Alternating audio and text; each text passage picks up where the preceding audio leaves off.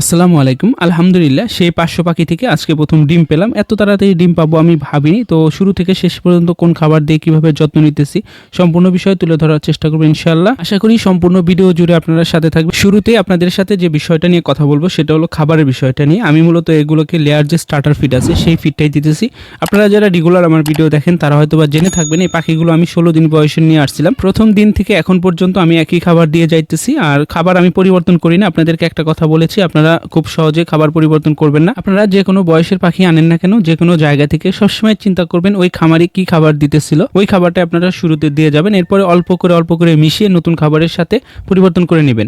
আপনারা কখনোই হুট করে খাবার পরিবর্তন করবেন না। এতে করে দেখবেন পাখি বাসায় আনার কয়েকদিন পর থেকে ঝিম মেরে বসে থাকবে, ঠিকভাবে খাবে না, শুকিয়ে যাবে, অর্থাৎ এটা আমাশার ভাব দেখা যায় আর কি। আপনারা অবশ্যই কমেন্ট করে জানাতে ভুলবেন না পাখি আনার পর, অর্থাৎ পাখি আনলে সুস্থ, বাসায় আনার পর 2-1 দিন পর অসুস্থ হয়ে যায়। এই সমস্যায় কে পড়েছেন? হলো আমি পাখিগুলো এনেছিলাম 7 তারিখে, আজকে যেহেতু 30 তারিখ, আর পাখিগুলো নিয়ে আসছিলাম 16 দিন বয়সের। পরিশেষে আলহামদুলিল্লাহ আজকে 39 দিন চলতেছে। 39 দিনেই আমি ডিম পেয়েছি, যদিও একটা ডিম পেয়েছি। আপনারা সবসময় খামারে প্রবেশ করার সাথে সাথে একটা কাজ করবেন, সেটা হলো আপনাদেরকে দেখাই। দেখেন পানির পাত্রে কিন্তু প্রচুর পরিমাণে মল ত্যাগ করে থাকে ওরা খুব দ্রুত। কিছুক্ষণ পর পর আমি এগুলো পরিষ্কার করে দিই, অর্থাৎ অতিরিক্ত পানিটা ফেলে দেই। নতুন করে পানি যখন আসে তখন কিন্তু পরিষ্কার পানি আসে আলহামদুলিল্লাহ। এইভাবে আপনারা সবসময় পরিষ্কার পরিচ্ছন্ন পানি খাওয়ানোর চেষ্টা করবেন। শুধু ভালো খাবারের দিকে খেয়াল রাখলে হবে না, পরিষ্কার পানি যেন খেতে পারে কোয়েল পাখি সে বিষয়টা অবশ্যই নিশ্চিত করতে হবে।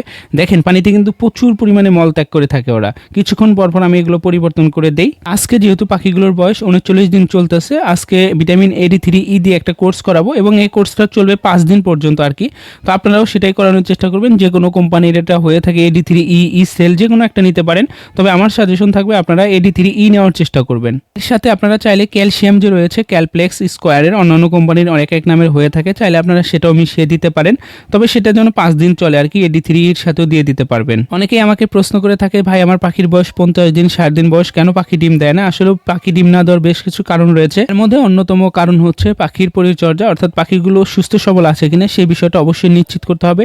পাখি যদি সুস্থ সবল থাকে তাহলে 40 দিনে আপনারা ডিম পেয়ে যাবেন। যদিও এই বিষয় নিয়ে আমার চ্যানেলে অলরেডি ভিডিও দিয়ে দিয়েছে, আপনারা চাইলে সেই ভিডিওটা দেখে নিতে পারেন। এই ছিল খাবারের বিষয়। এবার যে বিষয়টা নিয়ে সবচেয়ে বেশি গুরুত্ব দেই সেটা হলো লিটারের পরিচর্যা, অর্থাৎ লিটারগুলো যদি আপনারা লক্ষ্য করেন তাহলে দেখবেন ঝরঝরে শুকনো রয়েছে। এগুলো যখন শেষ সাথে বাপ এসে পড়বে তার পূর্বেই আমি এগুলোকে পরিবর্তন করে দিই। তো আপনারা সেটাই করবেন। খামারে অ্যামোনিয়া গ্যাস হতে দিবেন না, পাখির চোখে যেন পানি না আসে সেদিকে আপনারা খেয়াল রাখবেন। পাখির চোখে যদি পানি আসে এটা ঠান্ডার লক্ষণ না, এটা হচ্ছে লিটার থেকে অ্যামোনিয়া গ্যাস হয়ে পাখির চোখে ঝাঁজ দেয়, তখন এই পাখিগুলো ঠান্ডা লেগে যায়। আমরা অনেকেই রয়েছি যারা পাখি অসুস্থ হওয়ার সাথে সাথে ওষুধের পিছনে দৌড় পারি যে কি ওষুধ দিলে পাখিগুলো ভালো হবে, সুস্থ হবে।